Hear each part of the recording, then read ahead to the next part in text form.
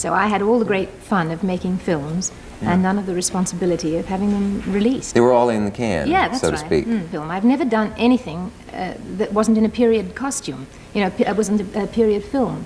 But I'll then never Rex forget Harrison, it, but I understand it. You'll never forget. You must have been really sore at the time, because it was certainly your part. It's nice to have the kind of compensation that I had, which was Mary Poppins. Did you know one of Hollywood's most adored icons was told she was too stiff for a role she perfected? And that's not even the most outrageous slight on this list. Julie Andrews has endured savage dismissals and shocking betrayals from the industry that made her a star. What's more stunning, the details or how she responded. Let's find out. Number 1, Rex Harrison. For Julie Andrews, Rex Harrison wasn't just a co-star, he was an anchor in one of the most defining roles of her early career. Together, they brought My Fair Lady to life on Broadway, with Andrews delivering a now iconic performance as Eliza Doolittle. Night after night, they shared the stage, embodying the fiery dynamic between Eliza and Henry Higgins. But when Hollywood came calling, Harrison seemed all too eager to ensure that dynamic stayed on stage and away from the big screen. Do you think it's a good or a bad thing for a young actress like you to stay so long in one part, a long run like this? Or should you be moving around and finding new experiences? I had to tone it down a bit, but, coming over here, I had to sort of bring it back up if I tried to anyway. I think a lot of people say that to do sort of a long sort of season of repertory is very helpful, but I can't think of anything that's been more helpful to me, because it's, a long run enables you to sort of think and work things out, to be able to time things, etc. According to reports, Harrison privately voiced his doubts about Andrews to the film's director, describing her as too virginal and too stiff to handle the complexities of Eliza on film. For Andrews, this wasn't just a critique of her acting, it felt personal. After hundreds of performances, she'd proven her mastery of the role, yet her onstage partner undermined her credibility when it mattered most. Harrison kept his part and went on to win an Oscar, while the role of Eliza was handed to Audrey Hepburn. But in a twist of poetic justice, Andrews earned her first Academy Award the same year for Mary Poppins, silencing every doubter, including perhaps Rex Harrison himself. Number 2, Marlon Brando. Meeting Marlon Brando should have been one of those rare, unforgettable moments, a face-to-face with one of Hollywood's greatest legends. But for Julie Andrews, it became unforgettable for all the wrong reasons. The encounter reportedly happened during a high-profile social gathering, the kind of event where stars mingle and exchange mutual admiration. Andrews, ever gracious, approached Brando with warmth and respect. She likely expected camaraderie, maybe even a kind word or thoughtful exchange. Instead, she was met with cold indifference. A reaction so abrupt it left a lasting sting. Brando's reputation preceded him, of course. Known for his magnetic on-screen presence, he was equally infamous for his unpredictable, often dismissive behavior off-set. This wasn't necessarily personal. Brando had built a legacy as Hollywood's difficult genius, someone who didn't conform to niceties. But in this moment, the sharp divide between their worlds became glaringly clear. True to her nature, Andrews chose not to dwell on the slight. Instead, she continued fostering genuine relationships in an industry often marked by ego. This cold brush with Brando became another test of her grace. Number 3, Frank Sinatra.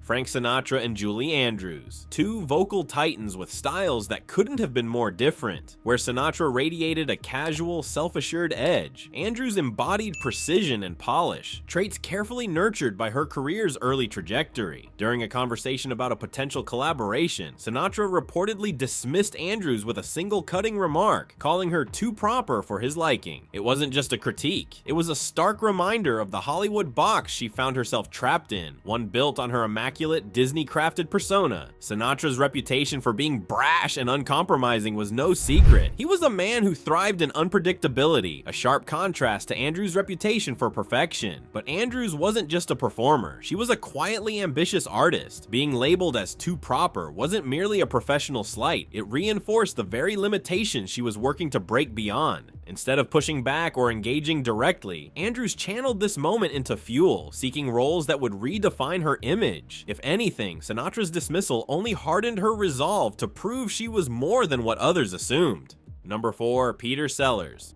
Peter Sellers was a comedy genius, but his brilliance often came with an edge that made him notoriously difficult. When he and Julie Andrews worked together on The Pink Panther Strikes Again, a pairing that should have played to their individual strengths, her poised, professional demeanor seemed to clash with Sellers' erratic energy behind the scenes. According to those close to the production, Sellers reportedly targeted Andrews with biting remarks about her wholesome image, dismissing her as too polished for comedy. For Andrews, who deeply valued her craft, these comments didn't just sting, they planted doubts about how others viewed her as an artist. Sellers was known for his mercurial personality, swinging from charming to temperamental at a moment's notice. His volatility made him difficult to predict, a challenge even seasoned professionals found exhausting. In this instance, his remarks reflected more about his own insecurities than Andrews' abilities. While the collaboration may have soured, it didn't derail her focus. Instead, Andrews chose to rise above it, internalizing a key lesson. External perceptions weren't worth sacrificing her confidence or artistry. Moments like this helped define her resilience.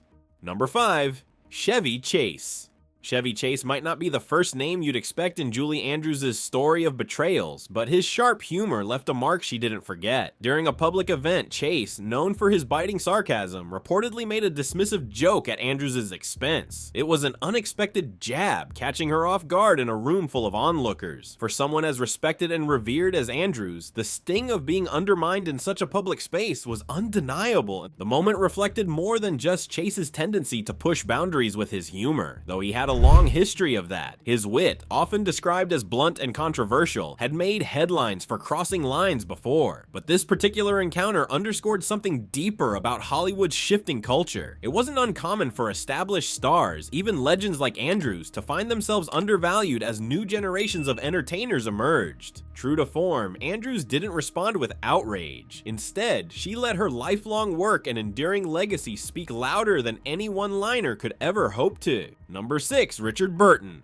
Richard Burton and Julie Andrews shared a complicated friendship shaped by mutual respect but occasionally strained by competition. Burton, known for his intensity and sharp wit, didn't always hide his feelings when success tilted towards someone else. In one memorable instance, he reportedly criticized Andrews' meteoric rise, following her back-to-back triumphs in Mary Poppins and The Sound of Music. Burton, who was no stranger to career highs and lows, suggested that her acclaim was more a product of circumstance than talent, a thinly veiled jab that struck at the heart of her achievements. At the time, Burton was navigating his own struggles in an industry that could be equally unforgiving. With box office performances inconsistent and his personal life under scrutiny, it's not difficult to see how frustration may have fueled his remark. For Andrews, though, the sting was personal. Burton wasn't an anonymous critic, but a contemporary she admired, making his words harder to brush aside. Instead of engaging in bitterness, Andrews chose gratitude, focusing on her accomplishments and refusing to let envy cloud her perspective. That resilience defined her.